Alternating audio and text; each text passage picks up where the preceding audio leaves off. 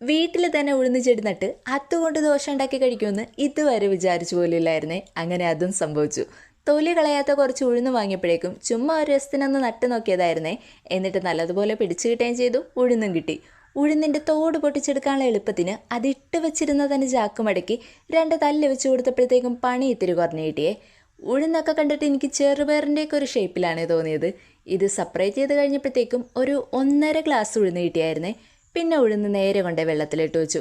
ഏറ്റവും പാടുള്ള പരിപാടി എന്താണെന്ന് വെച്ചാൽ ഉഴുന്നിൻ്റെ ആ തോല് കളഞ്ഞെടുക്കലാണ്. വെള്ളത്തിലിട്ട് കുതിർന്ന് വരുമ്പോഴേക്കും, അതായത് 11 മണിക്കൂർ എടുത്തിട്ടോ ഒന്ന് കുതിർന്ന് വരാൻ. എന്നിട്ട് ആ വെള്ളത്തിൽ വെച്ച് തന്നെ കൈ കൊണ്ട് ഇങ്ങനെ തിരുമ്പുമ്പോൾ ആ തോലങ്ങോട്ട് പോയി കിട്ടുവേ. ഒരുവിധം തോലൊക്കെ കളഞ്ഞ് വെളുപ്പിച്ചെടുത്തു. ബാക്കി പോവാത്തതൊക്കെ അങ്ങനെ തന്നെ ഉണ്ടായിരുന്നേ. അതെല്ലാം അങ്ങ് മിക്സിയിലിട്ട് അരച്ച് നന്നായിട്ട് പച്ചരിയും ചോറും ഒക്കെ ചേർത്ത് ദോശമാവ് റെഡിയാക്കി വെച്ചു. പിന്നെ പിറ്റേ ദിവസം രാവിലെ ഉപ്പ് ചേർത്ത് മാവ് കലക്കി ദോശ അങ്ങ് ചുട്ടെടുത്തു. ദോശക്ക് കൂട്ടിന് നല്ല കാന്താരി ചമ്മന്തിയും ഒരൊഴിച്ച് ചമ്മന്തിയും. പിന്നെ വിത്ത് കുത്തി തിന്നിട്ടില്ല. നടാനായിട്ട് കുറച്ച് ഉഴുന്ന് മാറ്റി വെച്ചിട്ടുണ്ട്. അപ്പോൾ ശരി.